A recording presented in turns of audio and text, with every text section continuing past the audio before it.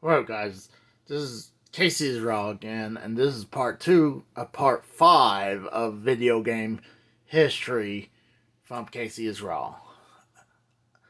I just finished up the Tetris story and the history of a little bit of the history of Tetris, and I did such a good job that I did not want to do and did it in one take. I did not want to redo it because I totally forgot about the games. To me, I felt like it was inspired from Tetris. I mean, one of the first games, honestly, if you ask me, is Dr. Mario automatically. I mean, Dr. Mario is one of the first things I think about Tetris. If you didn't have Tetris, I highly doubt we would have saw Dr. Mario. I mean, it's damn near the same game. Well, it's almost the same game, but with different kind of gameplay. I mean, shoot. I mean, it's kind of hard not to. People gotta know what Dr. Mario is. I mean, they still have games out there. I mean, there's all versions of Dr. Mario, but if you don't, you have to match the color pills to the color of the viruses. So Mario does. He messes with pills. Apparently, he's a pillhead. But he's one of those whack doctors that give out those pills. I'm just kidding. But it's one of my favorite NES games, and it's one of those big ones in my family used to play all the time. And I was happy to get this Dr. Mario in its box. But to me, yeah, and what's cool is you had two player as well.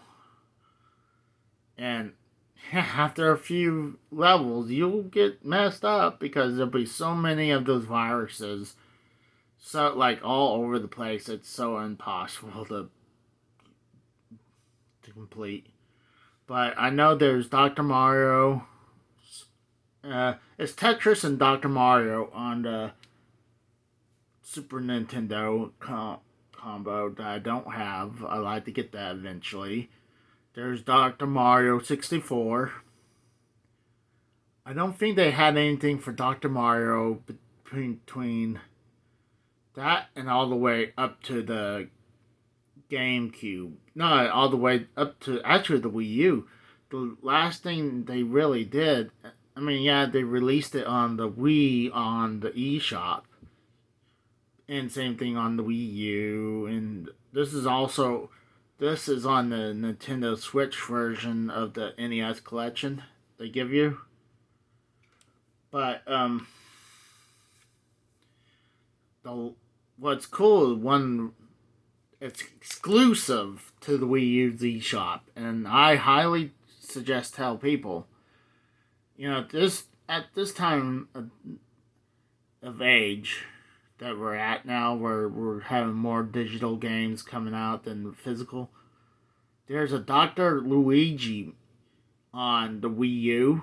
If you have a Wii U, get it immediately because right now they're getting rid of some games on the Wii U eShop, and right now Dr. Luigi is exclusive to the Wii U, and I feel like people will forget about that game.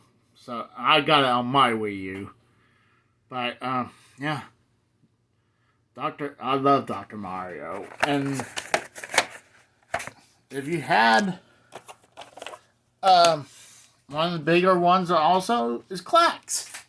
I got Clax I believe on the Sega Master System. I know I got it for the NES on the Tengen version. Like this is the Tengen. Same company. You can see it's on the Genesis. It's a good puzzle game. I really like it. It's about these tiles coming down this aisle, and then you stack them on this, and you want to try at least match them in those stacks or diagonal. If I'm gonna play them, I'm gonna put them in stacks because it's gonna be hard to put it in the diagonal. But it's a good game. I highly suggest play this as well. And then during the Genesis era, I was talking about this on the Tetris video, but if you play Sega Genesis, you probably play Dr. Robotnik's Mean Bean Machine. Let me turn around and see if I can. Yeah, it's almost like Tetris. You play with these, what's called Puyo Puyo. They kind of ripped off. Sorry about the light glare, but this is pretty much the only way we ever played Puyo Puyo. Except maybe on the Sega Saturn.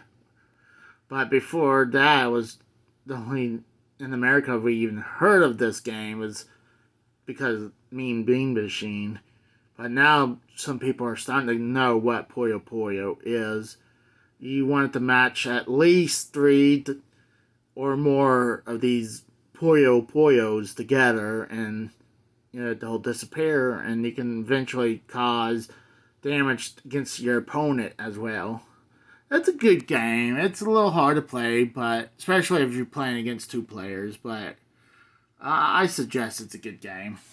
And then one of the bigger ones, like I got it on the columns for the Sega Master System. It's pretty much like Tetris, but with jewels.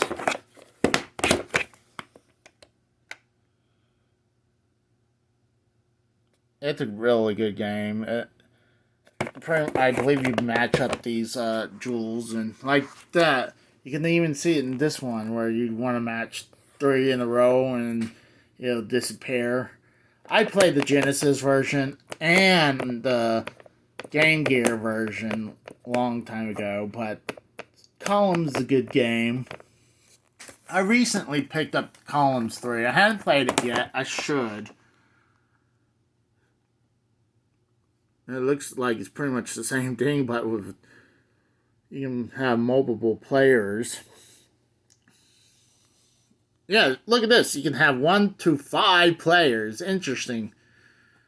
That's funny. So I guess you're just playing columns against other players. That's funny. But I guarantee you, if you didn't have Tetris, I don't know if we would have any of these games, quite frankly.